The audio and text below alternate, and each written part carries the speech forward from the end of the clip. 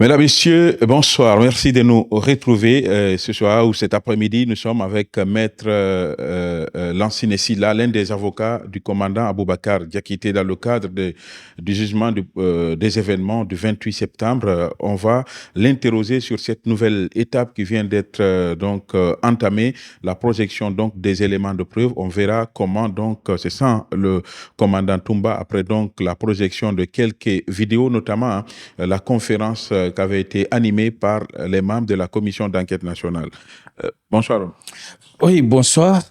Comment se sent aujourd'hui le commandant Toumba après, disons, l'audio qui a été donc posté ici suite à la conférence de presse qu'avaient animé les membres de la commission d'enquête nationale?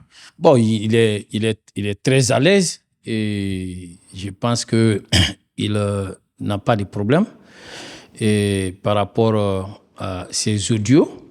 Ce qui est à relever et qui est de nature à jeter un discrédit et qui est de nature à décrédibiliser le travail de cette commission, c'est que cette commission n'a pas travaillé dans les règles de l'art. Vous relèverez avec nous que cette commission n'a pas traité les éléments comme ça se devait. D'abord, la première chose à relever, c'est que en lieu et place des procès-verbaux qui devraient être déposés, ce sont des audios qui accompagnent le rapport. Un rapport d'enquête est toujours accompagné des procès-verbaux dressés par les enquêteurs. Ce sont des audios et qui, à date, sont difficilement audibles. Vous avez compris hier que l'audience a été ajournée pour aujourd'hui à cause de cela. Ça, c'est le premier élément à relever. Le deuxième élément à relever est à travers ces auditions. Vous comprendrez que M. Aboubakar Diakité dit Toumba n'a jamais été entendu par cette commission. Jamais. Contrairement à la déposition de l'un des témoins qui a eu à affirmer ici que la commission l'aurait entendu. Donc, ça aussi, c'est important de le relever. Mais moi, je me dis, cette commission d'enquête a obtenu quoi concrètement? Alors, vous n'avez pas entendu M. Aboubakar Diakité dit Toumba, mais votre rapport l'inculpe par rapport à quel élément?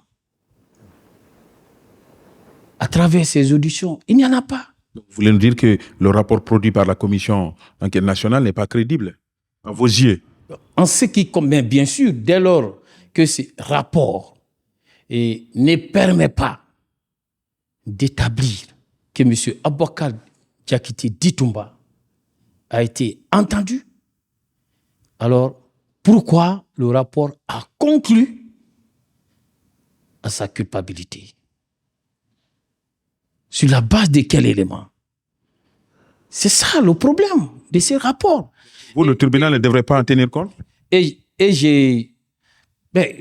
tribunal va apprécier souverainement. Et au moment venu, nous donnerons notre position sur le plan juridique en ce qui concerne ces rapports.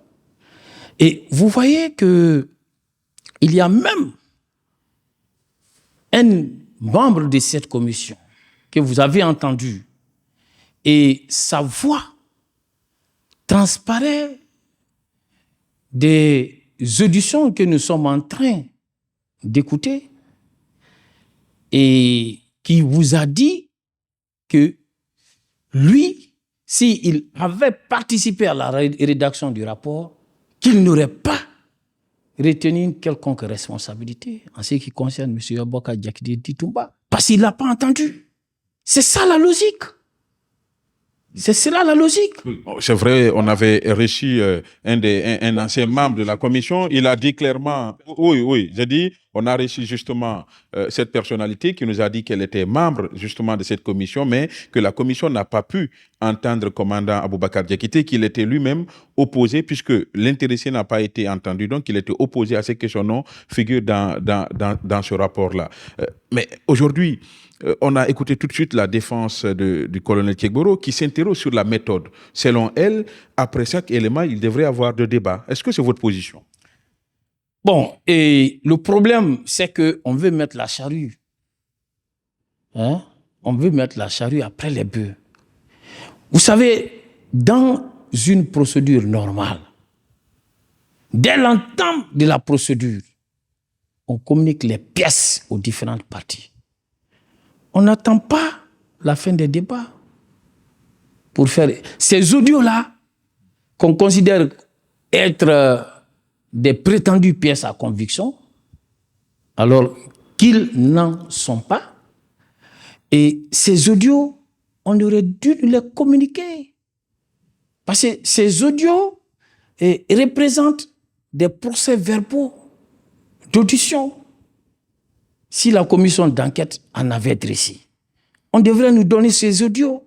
On devrait pouvoir les écouter avant tout débat dans ces procès. Mais on vient, on finit les débats. Après, on nous sort les audios. Mais le président l'a rappelé, le tribunal l'a rappelé, ce sont des éléments versés dans le dossier. Oh, s'il vous plaît, ces éléments-là n'ont jamais été communiqués. Je ne sais pas si vous vous rappelez, au début du procès, nous avons demandé la communication des pièces, y compris ces audios-là.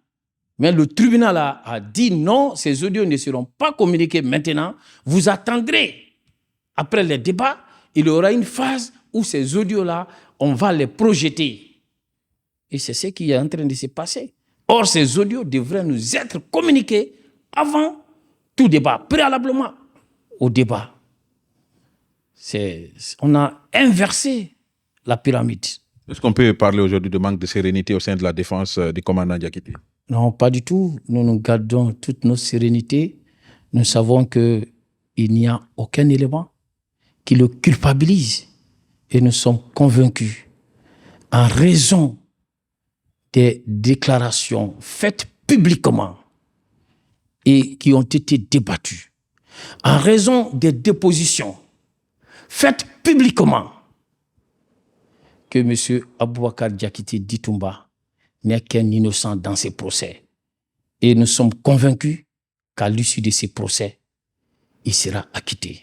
Alors, si on devait s'arrêter là, la procédure, si vous deviez plaider aujourd'hui, ça vous permet de plaider? Vous avez tous les éléments, puisque vous clamez l'innocence de votre client? Mais bien sûr, nous avons tous les éléments qui disculpent M. Aboubakar Diakité Ditumba, tous les éléments qui l'innocentent. Et à date, nous pouvons valablement plaider ces dossiers. Alors, la dernière question, maître, c'est par rapport à cette autre phase qui avait été entamée, qui a été bouclée, la phase donc de la déposition des témoins du côté de la défense du commandant Aboubakar Diakité. Est-ce que vous pensez que lors de cette phase-là, puisque vous-même vous disiez que cette phase, les témoins sont des yeux et les oreilles des juges du tribunal, est-ce que vous dites que cette étape a tenu toutes ses promesses? Bon, et c'est le procès. Et je ne dirais pas que cette phase a tenu toutes ses promesses ou pas, mais nous avons suivi. Alors, il y a eu des témoignages en ce qui nous concerne. Nous pouvons dire que ces témoignages ont été bénéfiques parce que ces témoignages ont mis au grand jour l'innocence de notre client. Donc, ces témoignages ont été bénéfiques. Alors, ça peut ne pas l'être pour la partie civile.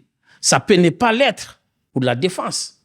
Alors, parce que il faudrait être à même de prouver, en ce qui concerne la partie civile, la culpabilité des personnes poursuivies pour pouvoir prétendre à des indemnisations.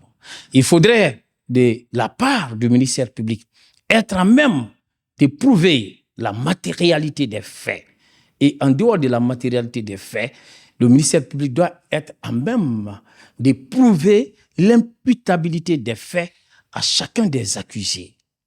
C'est à ce prix qu'il pourrait obtenir la condamnation des accusés. Mais à cette phase, alors, j'imagine que le ministère public alors, aura beaucoup à faire parce que, selon ce que les débats ont révélé, je ne vois pas le ministère public être à même de soutenir l'accusation.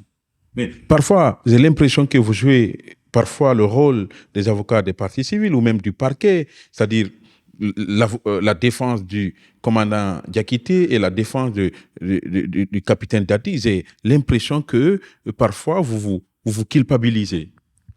Ah non, C'est les conséquences de la division de la défense. non, s'il vous plaît, je vous en prie. Écoutez, mais Permettez-moi, moi je voudrais que vous reteniez que nous, dès le début de ces procès, dès l'entame de ces procès, alors nous avons défini nos stratégies de défense qui est celle de contribuer efficacement à la manifestation de la vérité.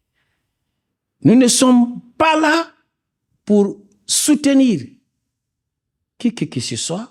Nous sommes là pour que la vérité jaillisse, pour que le tribunal puisse rendre une décision de justice débarrassée de toute erreur judiciaire. C'est cela notre objectif. Et de sorte que parfois, vous pouvez être tenté de croire que nous sommes en train de soutenir la partie civile ou bien on est en train de soutenir tel accusé. Alors non, nous, notre stratégie, c'est la défense de la vérité. Parce que notre client et sa défense ont opté pour cela. C'est ça.